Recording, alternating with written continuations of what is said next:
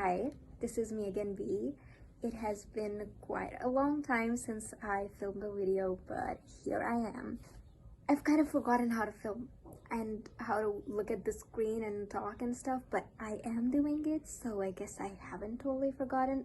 So even though I have been posting videos, it wasn't any bookish videos, but other than me being lazy and procrastinating and stuff, another life update is that I started a job which I didn't like, so I ended it. And well, that didn't leave me much time to do anything else except for wanting to sleep. I wasn't even getting to read much, but I did read.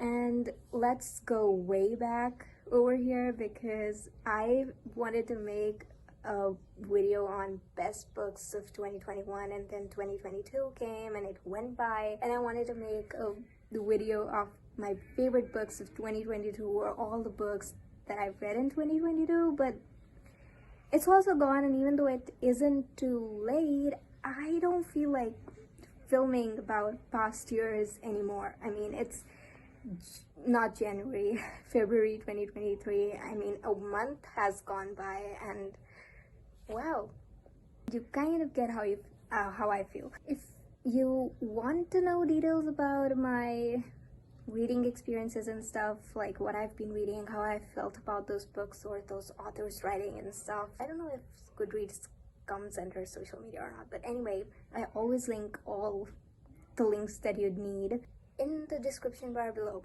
So if you feel like reading any of my reviews or my thoughts, I haven't really been writing any reviews either, you know? Like, I used to have a pattern and now I just don't bother. It just is like that. So this year I'm looking forward to a few releases, but two of the major releases that I was anticipating were by two of my favorite authors, Holly Black and Cassandra Clare. The books were The Stolen Heir, that released on 3rd of January, and Chain of Thorns, that released on 31st of January. And for the two most anticipated books of this year, I got a major spoiler each. And for some reason, even though the spoilers bother me so much, I hate being spoiled, I stay as far away from the fandom that I have not yet joined and want to. And I do not read any of the posts. If I read a character name that I haven't read about, I don't read the whole post, and never. I want to avoid as many spoilers as I can, especially if I'm looking forward to reading a book. But I just couldn't stay away, and I don't know how to, block tags on Tumblr. So, well, I wanted to read The Stolen Heir so bad that, I just really badly wanted to read it. I still do, which means that I haven't read it yet. So yeah, the story is that I wanted to reread The Folk of the Air for a long time in 2022, when I just kept putting it off, and when I got to know that The Stolen Heir is coming out, I thought, hey, why not just reread the whole series at the end of December, and well, I got the news that I'm gonna have my semester mids in January, which was to me, it was no, let's just put off my reread and reading The Stolen Heir and just read it all relaxed after exams. But then, during exams, I was reading The Heroes of Olympus, so I was continuing those books. I was finishing them, and I finished the series, and I had my term paper to write, and it just kept putting off and off. And after finishing The Heroes of Olympus, I was kind of falling into a reading slump, and I was like, no, this is the time that I reread my favorite books. So I started my reread of The Cruel Prince only 2 days ago. Even though these books are really short and I love them, and I almost always finish them in a day, not in a day, but 2 days. I started one day and finished it the second day. It's I'm taking my time this time, which I kind of did on my second reread as well. But anyway, I am still reading The Cruel Prince, and I'm looking forward to rereading the whole series except for Terrance's novella. I don't know if I'm saying the name right or not, and if you even recognize her name or not, but that's Jude's sister. So I'm not gonna read her novella, but I'm going to reread the whole the folk of the air, and not because it's not like I'm forgetting anything about the world or the plot or the characters. It's not like that, and it's not even like the characters from the Stolen Heir even need me to be rereading the series to actually know anything about them. It's not that. It's just that I was missing Elfheim so much, which by the way is the world in this book. I wanted to visit, and I wanted to visit it with my favorite characters. So I'm like 272 pages into the Cruel Prince right now, and then I want to finish the whole series and then start the Stolen Heir. And a friend of mine shared a file of Chain of Thorns with me so that I could read it, but I don't want to yet, because partly I don't want to read it yet. I want to read the Stolen Heir first, and partly because I have ordered my book and I wanted to just read my physical book and tap it while reading and stuff. So yeah, there's that as well. Also, it's not like I haven't touched Chain of Thorns like at all, you know, that Cassie releases chapters before the book comes out. Even Holly did this. I don't know if she did that always, but this was the first time that I actually read the chapters that were released before the book's release. Yeah, so I have already read 4 chapters of Chain of Thorns and 2 chapters of the Stolen Heir. All the fan art that I'm seeing, you guys, it's just, yeah. Oh, by the way, I mentioned that the 2 major spoilers that I got for the most anticipated reads of this year weren't even like putting me off or anything, because they weren't, you know, anything that I felt like, oh my god, this is something that I wanted to experience for myself. More like I wanted to experience, which I still can, in the Stolen Heir, but in Chain of Thorns, I feel like that spoiler is just like, I don't care. I wish I cared. I believe me, I wish I cared about the spoiler. And you will know what the spoiler is if and when I film my reading vlog for Chain of Thorns and you watch it, but as of now, no. So I'm gonna just lock myself in my room and read some of the Cruel Prince. You know what, I have been having a really bad routine these days, which is not even like surprising. It happens to me all the time throughout the year. So the thing is that I haven't had a set routine in days in a long time, but mainly in the last week. It's like I've been sleeping all day, half the day, and I've been staying up all night naturally because I'm not feeling sleepy. So anyway, today what I did is I stayed up all night, and just so I don't sleep laying in my bed and stuff, staying cozy, you know, I got up and I made myself breakfast. And then my sister had her final today, or some exam, and she was like in a hurry, so I prepared her breakfast as well. Oh my god, I don't know if you can even hear me or not. Just a sec. Yeah, so it's my mom watching movie in high volume. Yeah. Anyway, what was I saying? Yeah, I gave my sister breakfast, and then I did something that I don't usually do. I took a shower right in the morning. Wow. Because I know it's normal for so many people, and like people like to take a shower right in the morning, but like I'm not that person. I like to take the shower like between 11 a.m. to 2:30 or 3 o'clock or maximum 4 p.m. But like after that, I'm not gonna take a shower. I'm gonna put it off to the next day. So like that's me. So I took a shower, and then I was fresh, and then I was so sleepy. But then I started reading, which I'm going to continue. So I don't know if I'll be updating you guys about this or what. I don't know what this video is going to be, but if I manage something, I'll either drop in again to continue this video, or I'll just delete all the clips altogether. But it was nice being back and updating a little bit. Just realized something, and it's that I did not tell you guys that I did an experiment on my hair. And besides the haircut that I got that you cannot even see, I dyed my hair pink without even bleaching it. So guess what I did? I wasted a whole tube of pink hair dye that wasn't even available in my country, that I begged my mom for. Yeah, I totally wasted a whole tube of it. I don't know what I was thinking. But anyway, this is the result. It hasn't been a lot of washes, only maybe 2 or 3 washes, and this is the color without the bleach. My hair, well, my hair, it's just a mess, yeah, as you can see. But I have still decided to like bleach my hair one more time. You know, I've never bleached it before. I only did it once when I dyed my hair blue, and I'm gonna do it one more time, dye my hair pink, and then never bleach it again. Never. At least that's what I'm telling myself. It's the next day. First of all, the thing that I wanted to do about setting my routine did not happen because I slept yesterday in the day around 3, and yeah, I woke up at night, so I stayed up all night, and I've been up since. So anyway, the good thing about this is that I finished The Cruel Prince. Absolutely loved it, as always, if not more. Actually more, yeah, definitely more. And I found so many lines. Not that I missed those lines before, just that this time those lines, I love them even more. And it's like, they're not very amazing lines or very epic or something. It's just that they're normal lines and I love them. So yeah.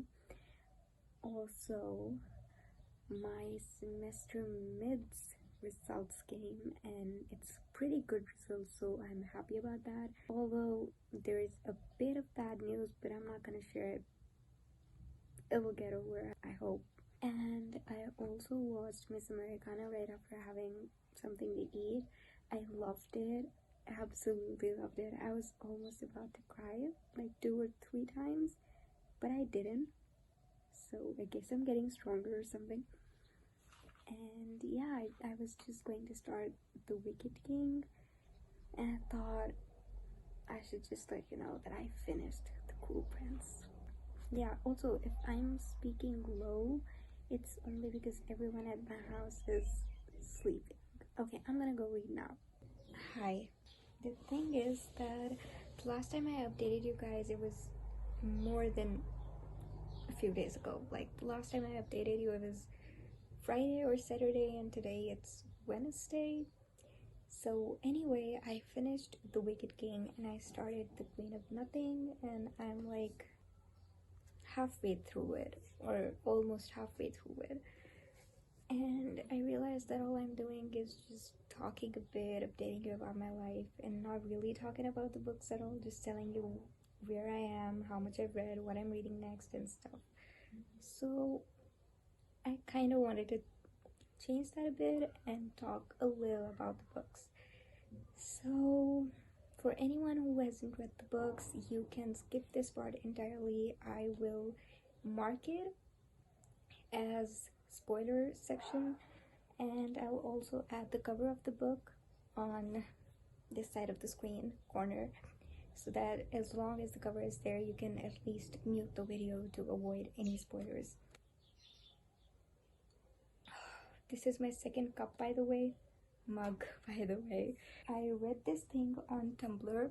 At first, I will mention the username in the description bar below or on the screen, but like, I read this thing and it hit me like something that I did not realize before, even though I reread The Folk of the Year 2 times. Like, I've read it 3 times, I reread it 2 times, and I never thought like this, but this time before reading, I read this post. So when I started The Cruel Prince, I was very conscious of noticing stuff. And the thing is that even though Cardan has this image created that he's very cruel and stuff, the only cruel thing that he does in the books is ripping that boy's wings off in the start of The Cruel Prince. Because after that, whatever he does falls into bullying and stuff, which I'm not saying is normal or anything, but whatever it was nothing for Jude to be afraid of. She had to be afraid of the folk in general, but when you look at Cardan's character arc, there was nothing that he did that she had reason to be afraid of. So that was interesting to see. And if I also noticed that after the coronation, there is literally nothing that she has to be afraid of. It's just that she has this image in her head and she cannot get it out. She just has to stay aware. Also, throughout the books, whenever she's fearful of Cardan, I can't remember how many times she references this, but like she thinks this, but every time she thinks, it's just that she can't help thinking how he ripped that boy's wings off, how he pushed her near the lake, and how he stood by and let his friends do whatever they did. Oh, obviously, there's that scene where she's about to eat and he throws mud into her food. Like, I hated him for that on my first read, but on every read, I'm like, so petty, so petty. So, my reread of The Cruel Prince was very enjoyable this time. So, I had my tea, I finished it. I figured I couldn't talk while having it, unlike so many people do. So yeah, whatever. I got my copy of The Wicked King, and then I realized that whatever I was looking for that I was forgetting to talk about as I was talking about it was not even marked in the book. I kind of wrote it in my phone. So yeah, I'm going to talk spoilers now. Mute it if you want to. There's really only two things.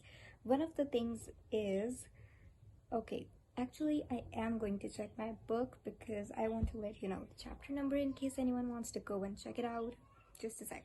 Okay, yes, so it's in chapter 15 of The Wicked King. It's page 134 in my book, and in, like, of all the council members, the guy who sees the stars and tells things, the royal astrologer, I can't believe I said the guy who sees the stars. He says, the stars say that this is a time of great upheaval. I see a new monarch coming, but whether that's a sign of Cardan deposed or Locke overturned or Nicasia made queen, I cannot say.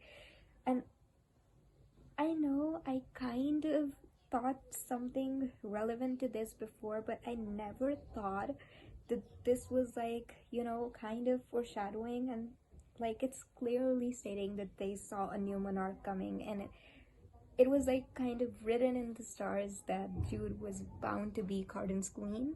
Yeah, I kind of really loved this thing. It's a very small thing, but like the idea of Jude and Cardan being written in the stars, it's beautiful. Also, I'm just biased about anything to do with stars and stuff. Anyway, the second thing was, yeah, wait a second. I am actually going to read out the whole scene, I guess. Yeah, Cardan tells Jude, hear me out. What you want from me is obedience for longer than a year and a day. More than half your time is gone. Are you ready to put Oak on the throne? She's speechless, of course. And then he's like, and so you thought to extend my vow. Just how were you imagining doing that? Again, she's silent, and Cardan is like, you thought I had nothing to bargain with. And on this reread, all I could think was Cardan is saying, you thought I wouldn't be ready to marry you? Like, you didn't even think of offering marriage to me? It's like it's not even in Jude's head. Like, she's not even imagining that. She never did. She didn't even think that. But we as reader, I as a reader, could not help but thinking this. Okay, that guy's here who sells the vegetables in the street, so you're going to hear him in the background, and I'm not gonna want that, so I'm gonna pause filming for now. I'm going to show you something out of context. Let me know in the comments down below what you thought, like the first thought that you had, not anything else, not what you thought after that, whatever. Like, just don't give me your guesses, just give me your first thought. I'll show you. Actually, I'll just mention it over here on the screen. The thing that I was actually talking about, it was on this page, but then I saw this thing that I'm showing you on the screen, that I showed you on the screen. I just lost my bookmark, but I know where I left off, which is surprising because I don't always remember. It's this scene in Queen of Nothing. Spoilers, hello, spoilers. The scene where they get into Crimson's place and they're there, like Jude's there with Cardan and Roach, and they're there to get the key. But they get into it, and whatever the trap is, it comes out, and then Cardan steps in front of me, pulling his cloak up. The metal needles glance off of the fabric, falling to the floor. For a moment, we stare at each other wide-eyed. He looks as surprised as I am that he protected me. I love this scene. I love it. Mainly because Jude and Cardan do not have a lot of scenes together. It's just that so many people call it enemies to lovers and romance and stuff that people forget. It's not a romantic fantasy or romance fantasy, fantasy romance. Sorry, fantasy romance. People forget it's not that. It's not, revolving around romance. Like The Cruel Prince, these books, there are a lot more than that. There's a lot of fairy politics and stuff, and many people do not care about that. That's what I love about these books, as well as the Dark Artifices. So the thing is that they do not have a lot of scenes together, and when they do, it's always Jude taking care of Cardan and stuff. So I love it whenever Cardan gets the chance to take care of Jude. And the way he does, the way he shows it, we love it. Sorry, things keep coming up in between, and I realize there's some work going on here, so we're going to hear some noise in the background. This sound, whatever it is, it's as much as it sounds like someone's farting. Sorry, it's not that. It's some drilling kind of stuff going on. So getting back to our book talk, I was saying that Jude and Cardan do not get a lot of scenes together, and whenever they do, it's mostly them having a bantering scene or another slow burn kind of scene, or it's just Jude doing something to protect Cardan and stuff. So it's hardly ever Cardan taking care of Jude and protecting her or something, and we love to see a guy being a little bit protective, doing something soft and stuff for her. So we kind of get a lot of that in this book. There's another scene that's coming like in only a few pages, but I'm not gonna talk about it because I've not yet reread it, and yeah, we're not gonna do it yet. That was my brother's hand. Another thing that I wanted to talk about, that I will after taking a little pause. Just a sec, this is so annoying, I know. So the other thing is that since book 1, or only in book 1, sorry, yeah, Jude keeps mentioning, like she does mention, I think twice, that there are things that differ her from the Fae other than her mortal span of life, which is so embarrassing for her. And two of those things are that the Fae, she's never seen them go to the bathroom, and she has to use the bathroom, so it's like very embarrassing for her. And the other thing is that, like a normal human being, she gets her monthly cycle, she gets a period, and the Fae do not, because whatever, they have their period like yearly or something. So that's embarrassing for her. But in this book, and Queen of Nothing, Jude's like, you know what, I'm gonna do what I gotta do. Shame set aside, I'm gonna use whatever embarrasses me most if it gets me what I want. And she really does it. She's in the camp. Okay, I'm talking spoilers. She's in the camp and she has to find a way to get out of there before her father finds out stuff. I'm not talking all the details of the spoilers. So when she has to go out, there's this guard who stops her and he's like, where are you going? Like, what should I tell your dad if he asks? And she's like, just tell him I went to the bathroom. And the guard flinches. Like, she says it in different words.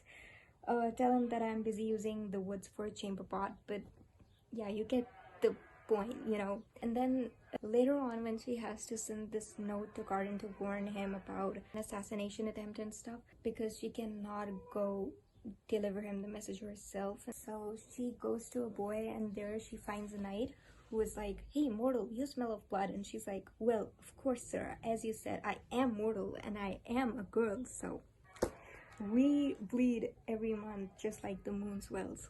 Yeah, she just said, fuck everything, I'm gonna do what I gotta do when I have to, for whatever I have to. And I love my queen for that. I love her. That's kind of where I stopped. So yeah, that's partly why I didn't forget where I stopped. I've set my bookmark now, even though it's not the bookmark. I think I left it in my room, so I'm using the tabs thing as my bookmark. But that's where I read till, and I'm gonna go sit in my room and continue my reread. I'll finish it today, I think, or tomorrow. I'm kind of not rushing, as I told you guys already. I have made myself as cozy as I could before getting on with this video because I kind of just took shower and it's so cold. I've also turned on the heater because like I want to talk in the video and not just sit here and shiver. Okay, so I kind of had to adjust the camera because the sun was coming right at me and it was reflecting over here on the screen like right now. But we're not gonna keep looking at it all day because if I do that, then I'll never film. So getting back to talk about books, I said I would probably finish The Queen of Nothing the very same day, but did I? No, because I read some lines, like there were so many lines that I loved during the book that I just couldn't stop, but like I had to share them or I had to make a post about them or something, and I kept doing all that while reading on Tumblr.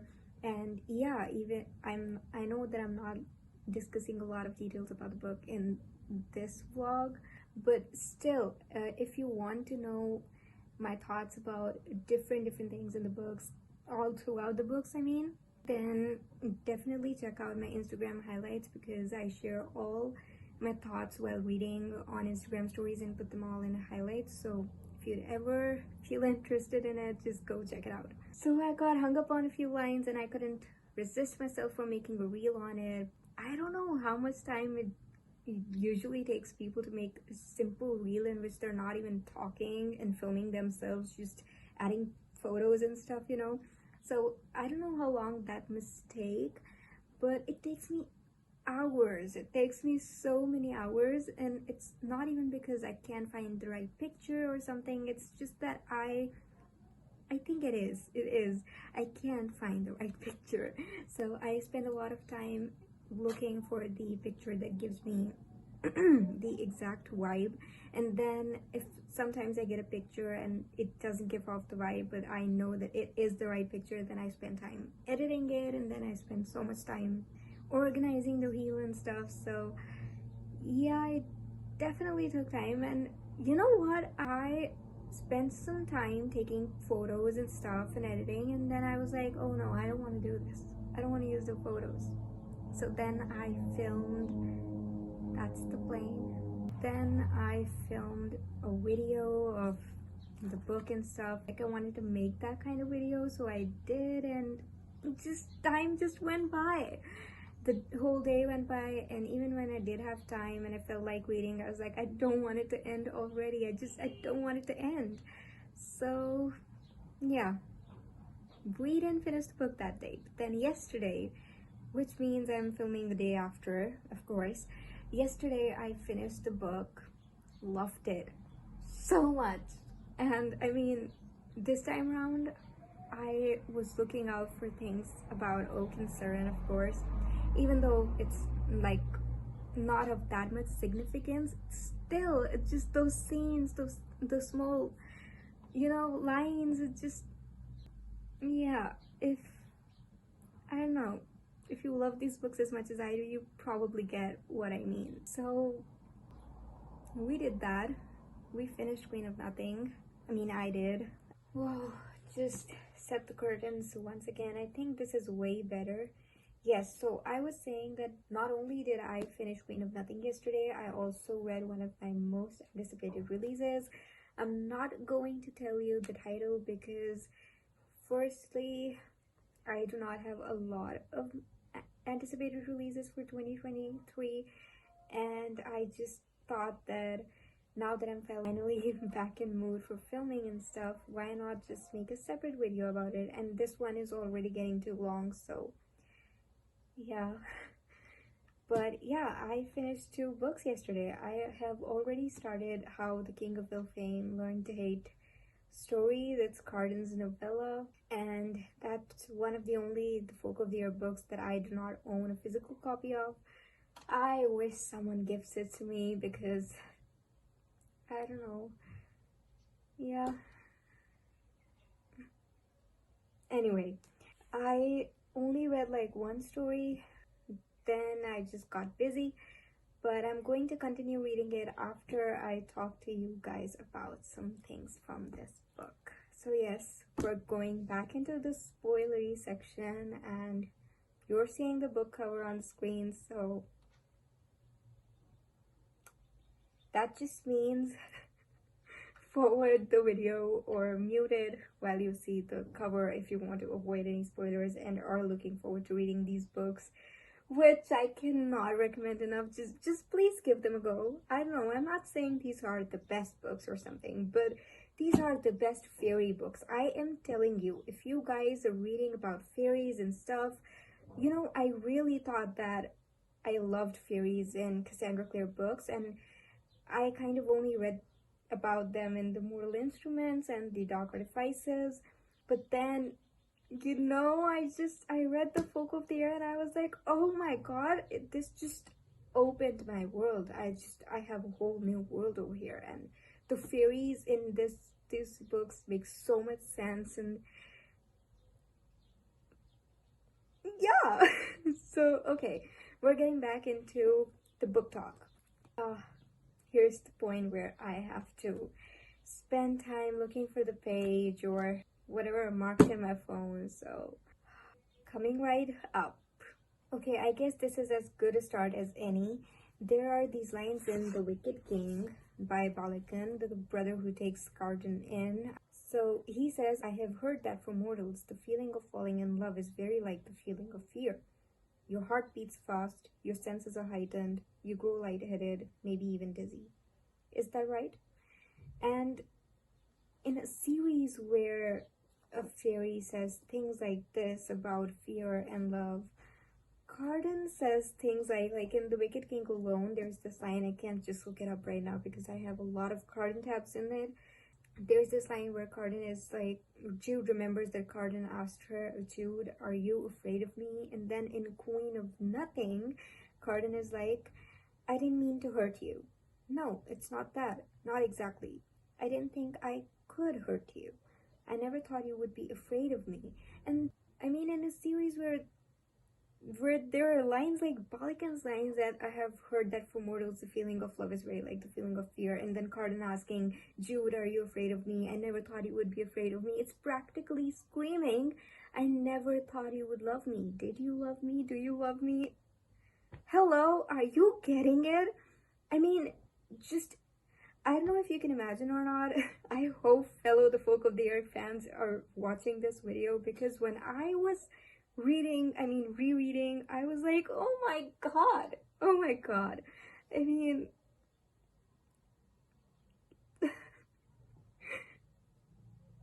yeah, you get it.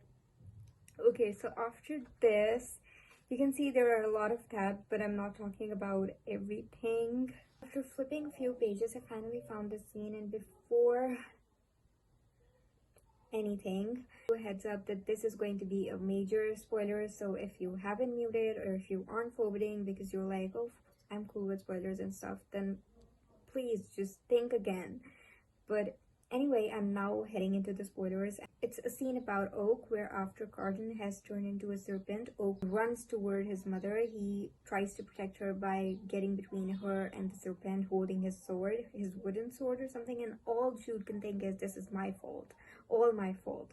And because it's her perspective, on the same page below it says that I get between Oak and the snake. Go with her, I shout at him, pointing toward his mother. Get her to safety. Oak looks up at me, his eyes wet with tears, his hands tremble on the sword, clutching it far too hard. You were very brave, I tell him. You just have to be brave a little longer. He gives me a slight nod, and with an agonized look back at Medoc, he races off after his mother. And I don't know if you get this or not, I've read this scene as many times as I've read the book, and I've never felt emotional on this scene, but this time, I don't know why, even though I do think that the reason I did feel emotional this time was because I'm so close to reading about Oak all grown up in the Stolen Heir. Like, I feel like I'm not ready, but at the same time I feel like I am way more ready for this than I am for Chain of Thorns. So anyway, it really made me emotional, and all I could think when I was reading the scene was that he looked up to Jude for, you know, approval or something, appreciation, acknowledgement, to tell him how he did, because he was doing exactly what Jude had taught him, even though he didn't want to ever learn all of it. He looked up to her, you know, And I might be getting this wrong. He might just be looking at her or something. But all it reminded me was of Jude and the Cool Prince when she looked up to Madoc and thought she looked like a knight to him. And I don't know, it just made me emotional. So there was this scene, and then there are many other scenes.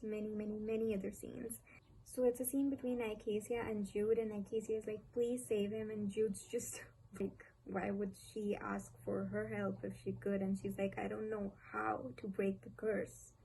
Tell me what I must say, what I must steal. Tell me the riddle I must solve or the hag I must trick. Only tell me the way and I will do it. No matter the danger, no matter the hardship, no matter the cost. Her voice breaks. I mean, my voice breaks, it says, but I'm saying her voice breaks because you get it. But these lines, you know, and I'm not just talking about Jude at this point, I'm talking about several female characters. I feel they are all so underrated. Their dialogues, their scenes, and their way of expressing their love, it's all so underrated. If you look at Instagram, I mean, I don't use TikTok and I don't really use Twitter a lot, so like I'm hardly ever active there. I just post there sometimes to like show that I'm alive over there. But if you look at Instagram, which is one of the places I'm most active on social media, it's full of posts and reels about it, the dialogues and the love confessions and everything from the guys. It's all about guys, book boyfriends and this and that, and I get it. I totally get it. I mean, there are so many book boyfriends, so many book crushes, so many fictional characters that are like the love of my life, and it's like, I get it, most of them are male characters, but why does no one ever talk about female characters and their love confessions and stuff? It's so underrated. It's so annoying at times to see that it's all about guys, and it's just never about the girls. Oh well, my rant is over. That was it. I haven't really finished my The Folk of the Year reread. I still have to read How the King of Film Learned to Hit Stories, and even though I've like started it and I'll probably finish it today or tomorrow, I don't think that I will be updating you guys about it, partly because it's Cardan's novella and there's not really much to talk. Like, all I will be saying is that I love this scene, and I love that scene too, because I just love it overall. And if you want more concrete thoughts, something that I've thought about with, you know, taking time about it, then you know where to find me. So I still have that left. Before I lose the mood and stuff, I think I should just end this video on a good note and probably recommend this series one more time. Please read The Folk of the Year. Please give The Cool Prince a chance. I know a lot of you are going to say that the first book is like not even that good, it's just average. I get it. On my first read, I rated The Cool Prince 3.5 stars. I get it.